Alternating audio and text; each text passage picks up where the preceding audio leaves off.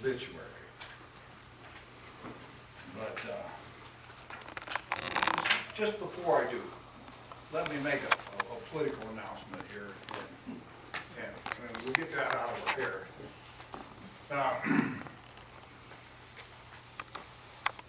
Brick and mortar make a building.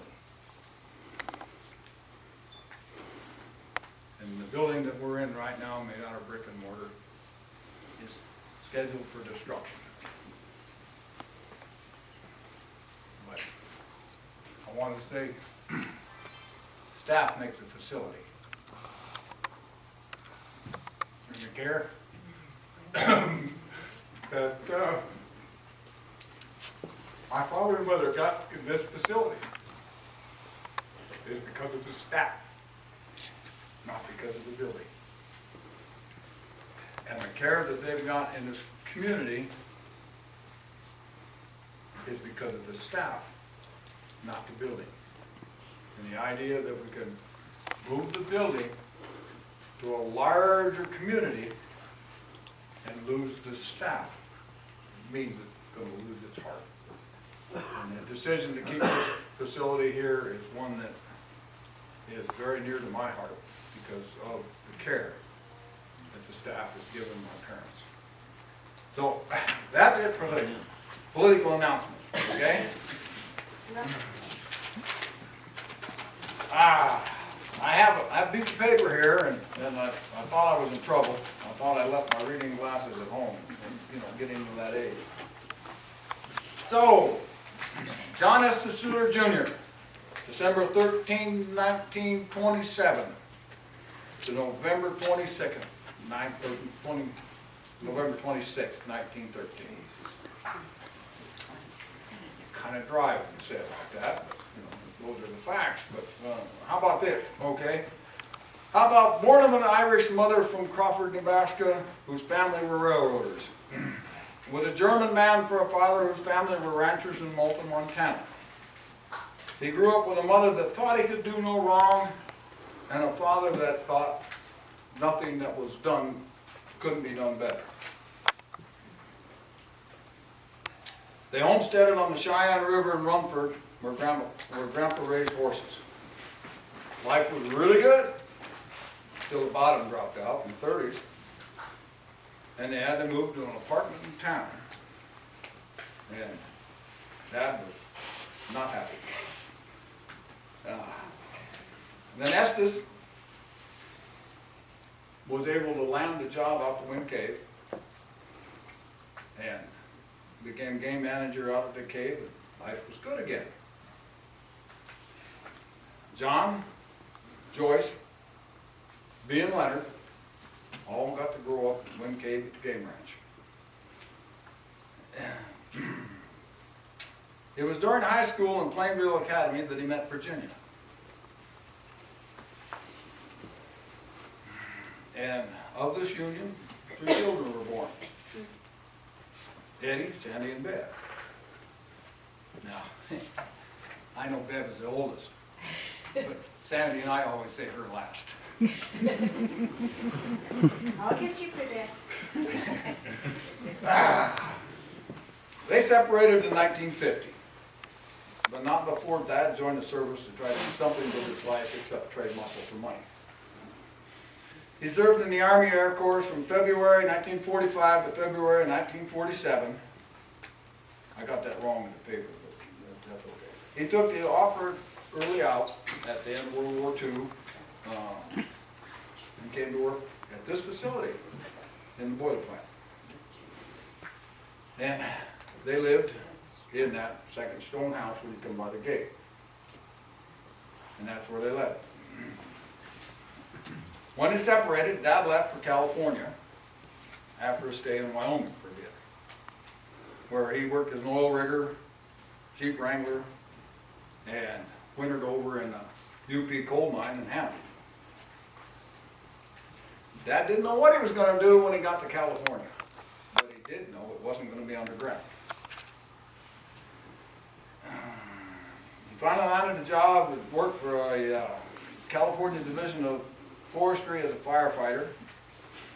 He married Sammy, then Nancy, Nancy had 2 children that Dad adopted, and then they had 2 children, John Carl and Tanya. John Carl died of complications of the flu at age 3, and Dad took that kind of hard. And he would rarely speak of John Carl. You know, I never met John, but he and Nancy split after 18 years of marriage, and then there was Ramona, and then there was Ann. And then after he returned to Hot Springs in '99 or thereabouts, I'm not sure exactly that date, but he was able to reconcile his differences with Virginia, and they remarried in 2005. But let me sidetrack just a little bit here. We kind of move off of Dad, just a hair. Okay. Our family never kept any skeletons in the closet. Nah, ours were always laid out on the living room floor. So, you know, I mean, there's no secrets. In 1954, Mom remarried Lee Renstrom, and he adopted us 3 kids, and they had 1 son, Eric. Yeah, and we all lost our daddy in 1991. Okay, when Mom remarried her first husband, of course, it was looked on differently by different people.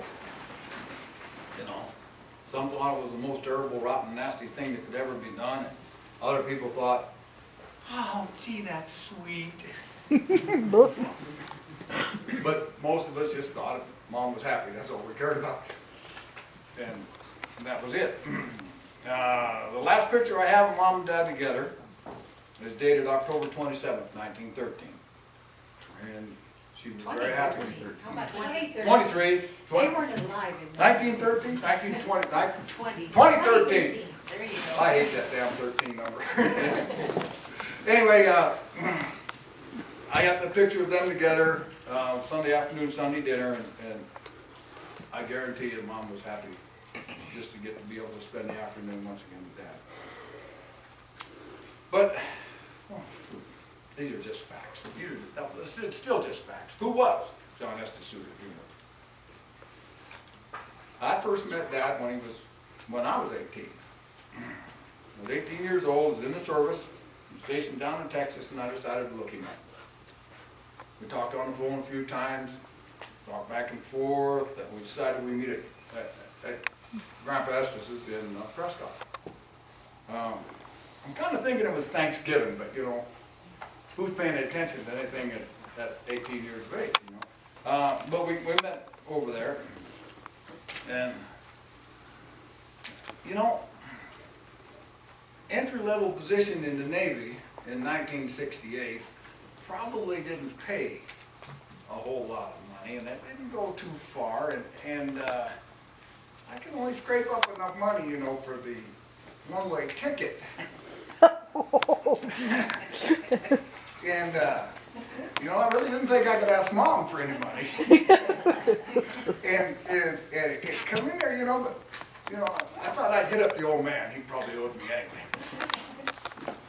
And just in case, I was going to use Grandpa for a backup plan. But anyway, I was there. And, you know, it really, I mean, it's not till I was married, had children of my own, and we were slipping down to the folks' house on a holiday that, you know, maybe I kind of realized just what it was I was asking of him, you know. I mean, you know, money's tight for everybody, but so, you know, I enjoyed my new sisters and brother, and it was neat having young brothers and sisters around. We fit in pretty good, and we had, you know, had a pretty good time. The meeting went well, and everything went well. And just about the day before I had to go back, I kind of sprung my surprise on him. And Dad and Grandpa and Nancy, they went in the back room, and I could hear some talking. And pretty soon we'd come out. Dad and Grandpa and I got in the front seat of the car. We headed down and went down to the bank. And Dad and I stayed out in the car. Grandpa went in the bank. Grandpa come out. Then Grandpa handed Dad an envelope.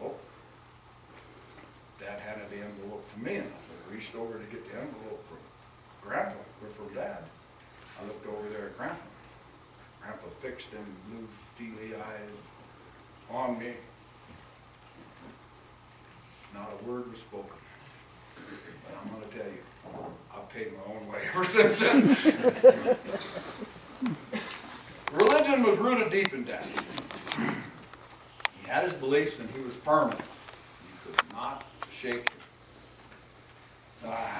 But no matter where he was, he would attend services. He was raised Adventist and always returned to his roots. But, you know, he didn't mind covering extra bases just in case. He loved to sing. It was the one thing that his mother has instilled in all the children. He would do so at the slightest hint. Whether it be at family gatherings, sitting around the campfire, in a bar singing croaky, or at front of the altar. But music was not his only love. He liked to paint. He loved to work with his hands. Fast sketches and caricatures were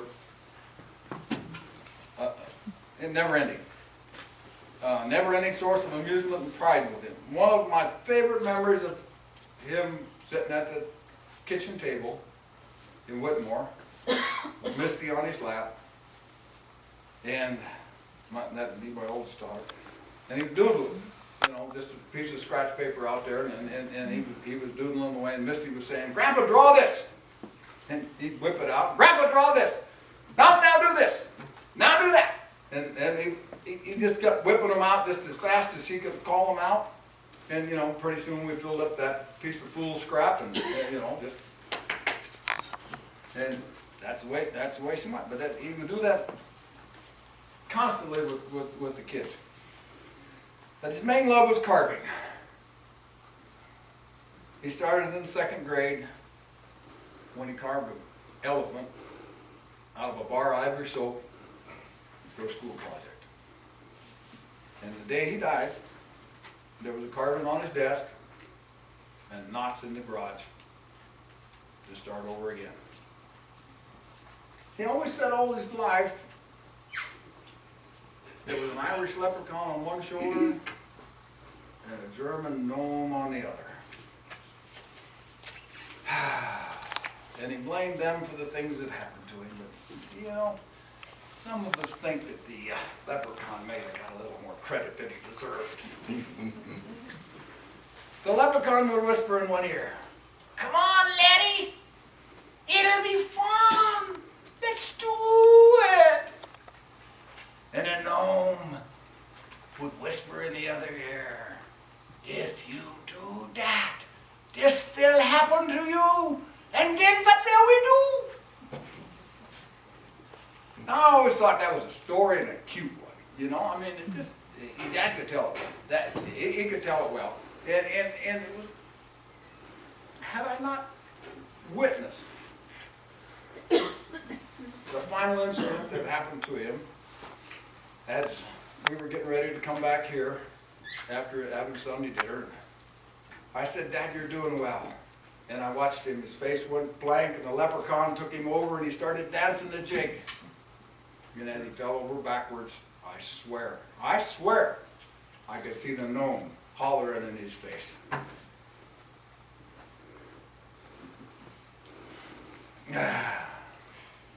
Now, you know, Dad left us that day. He slipped into a sleep and never woke up. But right now, he's with Joyce, Bee, and Leonard, and they're singing once again.